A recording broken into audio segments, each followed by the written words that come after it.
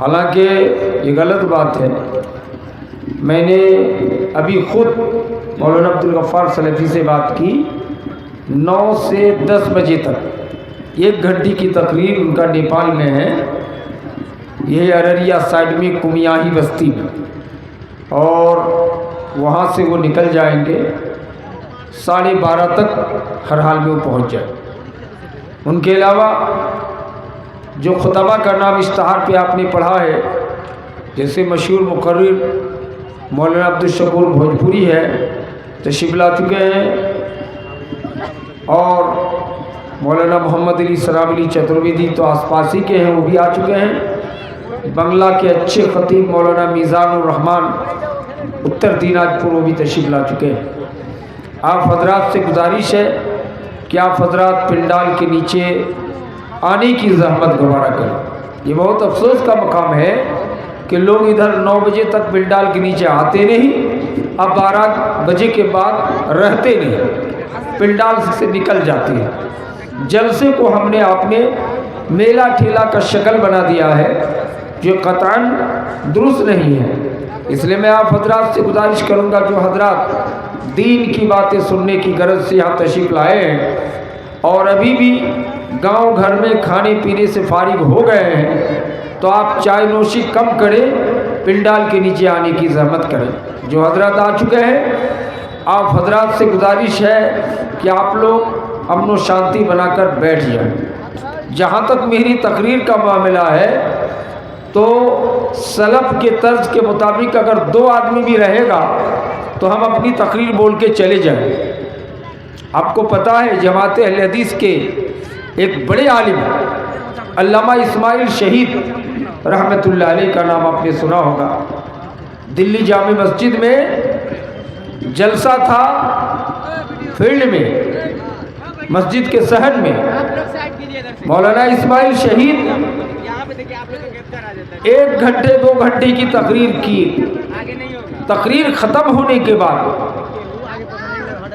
شکرانے کی 2 رکعت نماز پڑھنے کے لیے جامع مسجد کے اندر گئے تو دیکھا ایک بزرگ آدمی رو رہے ہیں. تو مولانا نماز پڑھنے کے بعد ان کے پاس گئے کہ حضرت آپ رو کیوں رہے ہو؟ کہا کہ میں کافی دور سے فجر کے بعد نکلا ہوں کہ علامہ اسماعیل صاحب کی تقریر سنوں گا, لیکن افسوس کہ میرے پہنچتے پہنچتے آپ کی تقریر ختم ہو گئی. مولانا نے کہا گھبرانے کی کوئی بات نہیں, میں تم کو سیم تقریر جو جلسے میں سنایا ہے جس نشیب و فراغ کے ساتھ, وہی تقریر میں آپ کو سناؤں. مولانا 2 رکعت نماز پڑھنے کے بعد مسجد کے ایک کونے میں ایک آدمی کو 1.5 گھنٹے کی تقریر زور زور سے بغیر مائک کے تقریر ان کو سنائی. ذرا غور کیجیے, 1 گھنٹے کی تقریر کو دوبارہ سنا دینے کا کام. کیوں؟ علامہ اسماعیل شہید کس غرض سے تقریر سنائے؟ نذرانہ ملنے والا تھا؟ نہیں. کیوں سنائی؟ جلسہ نہیں ہے, یہ تو بوریت ہے کہ ایک آدمی کو 1.5 گھنٹے کی تقریر سنا. ان سے پوچھا گیا تھا کہ آپ 1.5 گھنٹے کی تقریر ایک آدمی کو سنا رہے ہیں. کہنے لگے تم کو حدیث کی پتہ ہے؟ حضرت علی رضی اللہ تعالیٰ عنہ, حضرت حسین کے باپ, حضرت فاطمہ کا شوہر, نبی کے داماد حضرت علی مرتضیٰ نے کو مخاطب ہو کر نبی نے کہا تھا کہ علی تیرے ذریعے سے ایک آدمی اگر ہدایت پا جائے, صحیح راست پر آ جائے تو سرخ اونٹ سے بہتر ہے. خیر من حمر النعم کہا گیا. سرخ اونٹ عرب میں بہت مہنگا اونٹ ہے. جیسے آج کل ماریسس گاڑی ہے 1 کروڑ کی, 1 کروڑ 10 لاکھ کی, اس گاڑی سے بھی مہنگا سرخ اونٹ, اس سے بہتر ہے. اس لیے میں ایک آدمی کو تقریر سنا رہا. میرے بھائیوں دوستو, جمعیت اہل حدیث کے جنرل سیکریٹری سب سے پہلا بھارت کی آزادی کے بعد شیخ الاسلام مولانا ثناء اللہ امرتسری رحمۃ اللہ, سمجھ رہے ہیں, جمعیت کے پروگرام میں جا رہے ہیں, چپل जूता फट गया अपने हाथ से सिल लो। मूची जिसको हमारा आप चमार कहते हैं, अपने हाथ से पूरे हिंदुस्तान के जमीयत अहले हदीस के अमीर मुहतरम नाज़िम आला अपने हाथ से जूता सिलने का काम किया। हिंदुस्तान में जमात अहले हदीस के दूसरा बड़े आलिम अल्लामा सैयद नज़ीर हुसैन देहलवी, जिनका लक़ब था शेखुल कुल फिल कुल, ये क्या करते थे जानते थे? अल्लामा सैयद नज़ीर हुसैन मुहद्दिस देहलवी रोज़ाना दिन में फ्री में मदरसे में बुखारी पढ़ाते थे और रात में 4 घंटा दिल्ली प्लेटफार्म पे कूली का काम करते थे। लाल रंग का कुर्ता पायजामा पहन के 4 घंटा कूली का काम करते थे। आज अगर इस झिटकिया पोखरिया इलाके में कोई बड़े मौलाना होने के बाद कटिहार या पूर्णिया प्लेटफार्म में कूली का काम करे तो का अल्लाहु अकबर, सब पढ़ लिख के बर्बाद करे। हलाल ग़िज़ा खाने के लिए कोई भी जायज काम कर सकते हैं। अहले हदीस के तीसरा बड़े आलिम नवाब सिद्दीक हसन खां भोपाली कन्नौजी रहमतुल्लाह अलैह मध्य प्रदेश की राजधानी भोपाल के रहने वाले थे। एक सिलाई मशीन रखे थे और दर्जीगिरी करके उसके ज़रिए कमाई करके खाते। हालांकि हज़ारों किस्म का पैसा उनके पास आता, लेकिन ना, कहा कि ये कोई भी पैसा हम नहीं रखते। दर्जीगिरी, फुल पैंट शर्ट, कुर्ता पायजामा सिलते थे, उसी की कमाई। अरब के मुफ्ती आज़म शेख इब्न बाज रहमतुल्लाह अलैह, जो सऊदी अरब पूरी दुनिया को भीख दिया, कोई संस्था ऐसा नहीं है, कोई देश ऐसा नहीं है जो सऊदीया से भीख ना लिया। पेट्रोल का भीख तो अलग ले रहे हैं, पैसे का भी भीख लिया। कटिहार पूर्णिया मेडिकल कॉलेज जिसके बानी अशफाक अहमद करीम है, ये सऊदीया के चंदा से ज़मीन खरीद के बिल्डिंग बनाया गया और पूरा उसी पैसे से मेडिकल कॉलेज तैयार हुआ, जिसको दरभंगा के अशफाक अहमद करीम जो डायरेक्टर हैं, राज्यसभा के मेंबर हैं, इसने बनाया।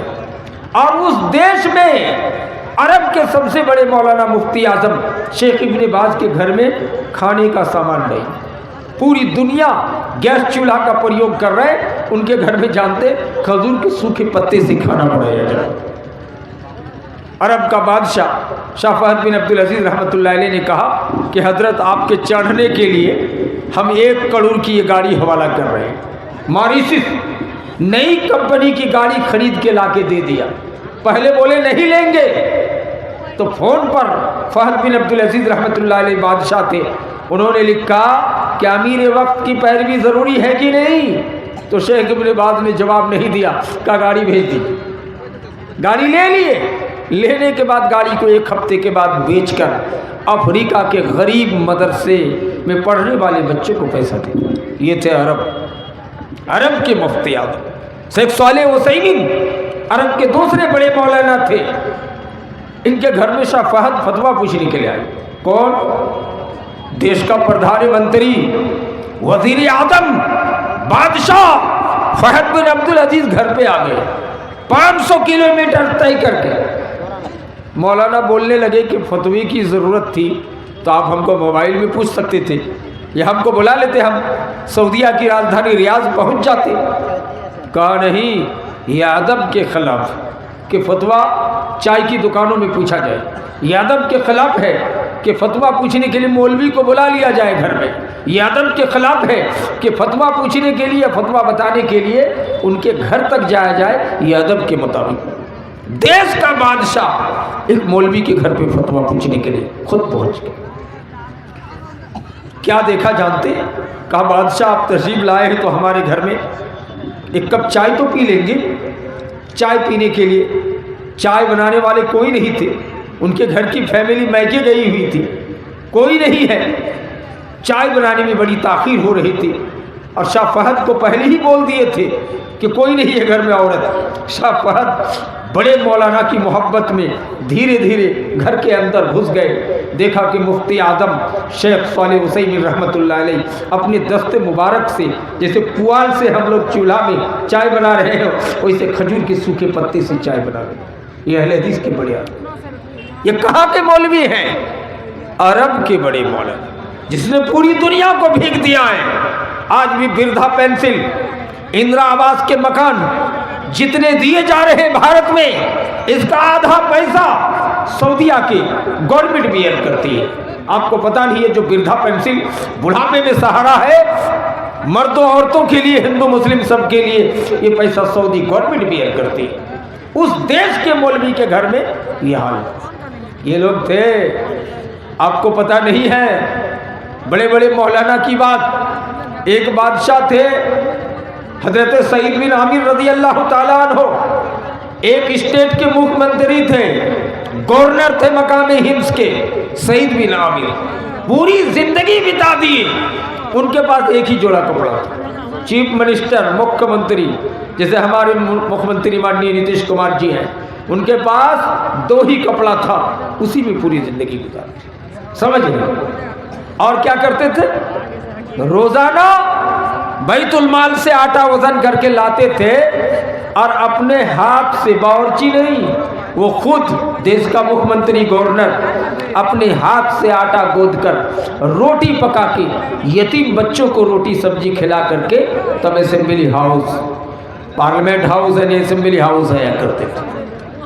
ایسا چیف منسٹر دکھا سکتے ہو؟ اسی کی پیشی گوئی نبی نے کہا تھا کہ سید القوم خادمہم، قوم کا سردار جنتا کا نوکر ہوتا ہے. قوم کا ایم ایل اے، قوم کا مکھیا، قوم کا ودھائک، قوم کا پردھان منتری جنتا کا نوکر ہوتے ہیں. ہمارے ماننیے پردھان منتری جناب نریندر مودی جی، انہوں نے بھی شروع میں پردھان منتری بننے سے کہا تھا کہ میں دیش کا چوکیدار ہوں. کسی بیان میں یہ بھی کہا تھا کہ میں تو فقیر آدمی ہوں، جھولا اٹھاؤں گا چل دوں گا. یہ نقل کہاں کا ہے؟ یہ اسلام کا نقل ہے. بول تو رہے ہیں زبان سے، لیکن روزانہ 40 لاکھ روپیہ صرف پردھان منتری کی سرکشا کھانے پینے میں خرچ ہو رہا ہے. روزانہ 40 لاکھ، لیکن بول تو رہے ہیں میں دیش کا چوکیدار ہوں، میں فقیر آدمی ہوں. یہ نقل کہاں سے کر رہے ہیں؟ یہ اسلام دھرم سے نقل کر رہے ہیں. سید القوم خادمہم کا مصداق حضرت سعید بن عامر ہیں. ایک جوڑا کپڑا کے علاوہ دوسرا کپڑا نہیں، اور دن بھر جنتا کے دربار میں ڈور ٹو ڈور جا کر کے ان کا پتہ لگاتے تھے کہ کن کے گھر میں کس چیز کی کمی ہے، کیا پریشانی ہے، اور رات میں تہجد کی نماز میں رات بھر قیام کرتے تھے. میری بھائی، یہی سعید بن عامر ہیں جو کپڑوں کو ہفتے میں ایک بار دھوتے تھے، اور ان کا حال یہ تھا کہ حضرت خبیب کی کہانی جب یاد پڑتا تو بے ہوش ہو جاتے تھے. خبیب رضی اللہ تعالیٰ عنہ کو جو پھانسی پہ چڑھایا گیا تھا اس زمانے کی بات. میرے بھائیوں دوستوں، یہ بڑی بڑی صحابہ، بڑے بڑے علماء کی بات. حضرت عمر رضی اللہ تعالیٰ عنہ اسلام میں نبیوں کے بعد دوسرا مقام رکھتے ہیں. حضرت عمر کہتے کہ اس مسامات بیوہ کے گھر کو، ان کے گھر میں باتھ روم کون صاف کر کے نکل جاتا ہے؟ سید القوم خادمہم کا مصداق ہے آج کے دور میں کوئی؟ یہاں تو ہم خود پاخانہ کر کے پانی نہیں ڈالتے، بعد میں آنے والا پریشان ہوتا ہے کہ کون اوپر میں پاخانہ کر کے چلا گیا، پانی بھی نہیں ڈالتے. یہاں دیش کا پردھان منتری امیر المومنین عمر بن الخطاب رضی اللہ تعالی عنہ ایک بیوہ یتیم ران کے گھر میں جھاڑو دینے کے لیے، باتھ روم صاف کرنے کے لیے آتے ہیں تو صاف شفاف کا کون صاف کیا ہے پتہ نہیں. حضرت عمر کہتے روزانہ یہی حال ہے، میں آج رات بھر چپکے سے جاگوں گا. اس مسامات ران بیوہ عورت کے گھر میں کون جھاڑو دینے آتا ہے؟ رات کے 1 بجے باتھ روم کون صاف کر دیتا ہے؟ ذرا پتہ لگاؤں گا. امیر المومنین عمر کہتے ہیں رات میں جگ کے بیٹھا تھا، رات کی تاریکی میں دیکھ رہا ہوں کہ رات 1:30 بجے امیر المومنین حضرت ابو بکر صدیق دیش کا پردھان منتری باتھ روم صاف کر کے نکل رہے ہیں. دنیا میں ایسا مثال کوئی دکھا سکتا ہے کہ دیش کا پردھان منتری ہو یتیم غریب انارتھ بیوہ کے گھر کو صفائی کرنے والا؟ میری بھائی، یہ اسلام میں انصاف موجود ہے، ایمان موجود ہے. میرے بھائیوں، میں یہ چند باتیں بطور نمونے آپ کو پیش کرنے کی کوشش کی. اصل میرا کہنا یہ تھا کہ اللہ تبارک و تعالیٰ نے لگ بھگ 80-82 جگہوں میں اقیم الصلاۃ کا نماز قائم کرو، اور نمبر 2 میں کہا زکوٰۃ دو۔ جہاں نماز وہاں زکوٰۃ۔ اس کا مطلب ہے کہ نماز کے بعد ہی زکوٰۃ کا درجہ ہے۔ حدیث پاک ہے، نبی صلی اللہ علیہ وسلم نے فرمایا بنی الاسلام علی خمس، اسلام کی بنیاد 5 چیزوں پر رکھی گئی۔ شہادت ان لا الہ الا اللہ، نمبر 1 لا الہ الا اللہ محمد رسول اللہ کی گواہی دو۔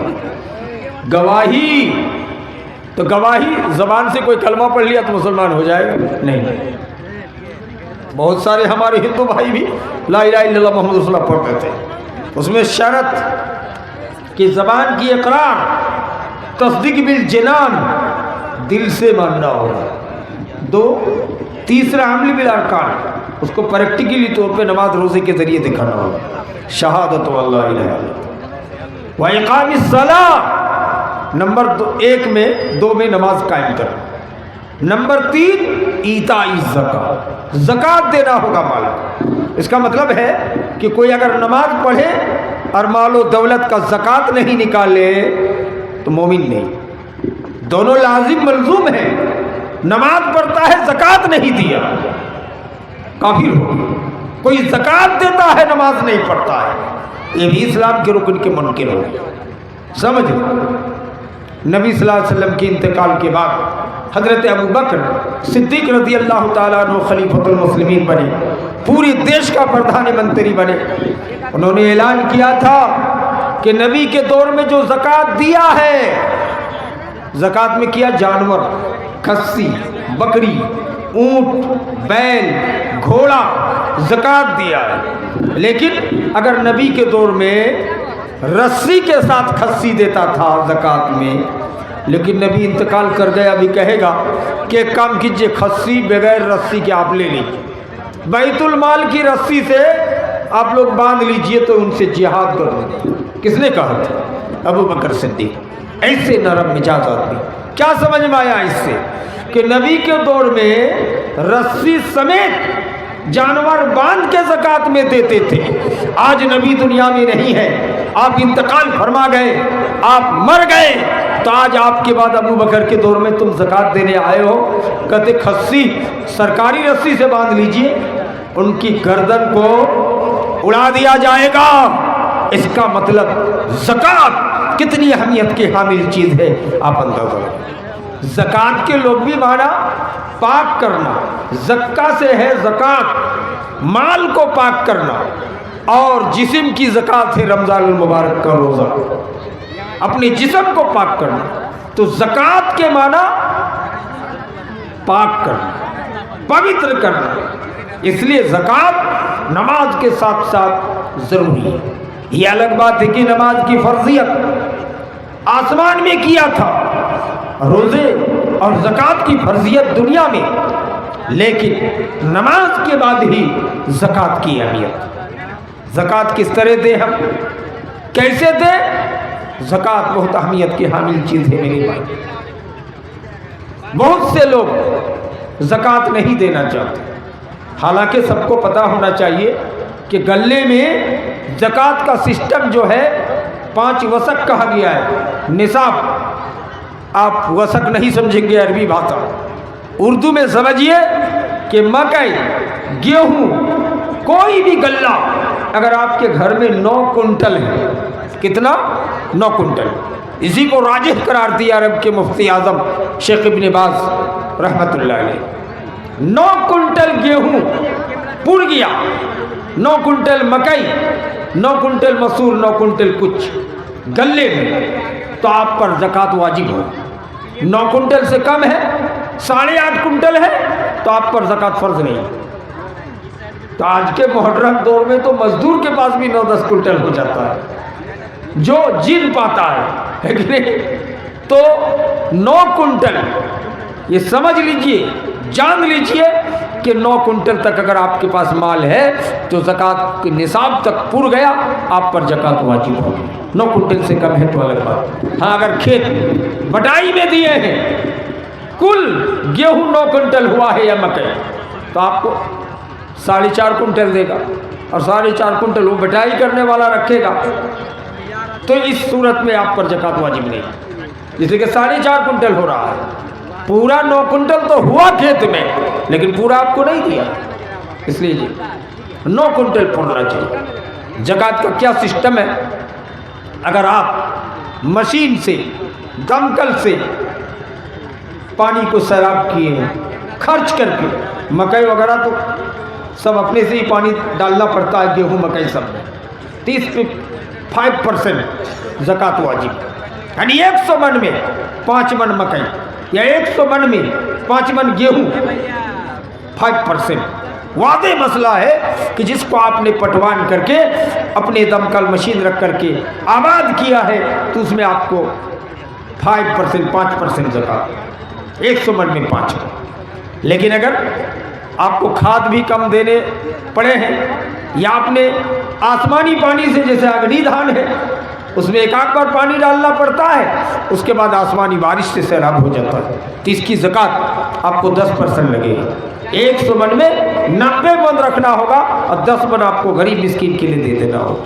لیکن شیخ ابن باز عرب کے مفتی اعظم رحمہ اللہ کا یہی فتویٰ ہے کہ 100 من میں 10 من زکوٰۃ دینا ہوگا اگر اپنے آسمانی پانی سے پٹوان کر کے کھیتی غلہ اگایا گیا ہوتا۔ لیکن اگر آپ مشین دمکل کے ذریعے سے، میں نے واضح کر دیا، جیسے مکئی گیہوں ہے تو آپ کو اس میں 5% یعنی 100 من میں 5 من زکوٰۃ دینا۔ یہی اسلام کا اور شریعت کا مقصد ہے۔ زکوٰۃ کا مقصد کیا ہے؟ زکوٰۃ امیروں سے لیا جائے، غریبوں کو دیا جائے۔ یہ زکوٰۃ اتنا اہم معاملہ ہے کہ زکوٰۃ کی کوالٹی دیکھ کر ہزاروں کرسچن، ہزاروں ہندو غیر مسلم اسلام قبول کیا ہے صرف نظام زکوٰۃ کو دیکھ کر۔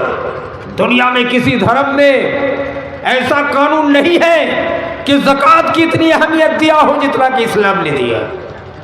امیروں سے لیا جائے گا، غریبوں کو دیا جائے گا۔ ہائے کیا نظام ہے! اور دھرم میں اس کا نظام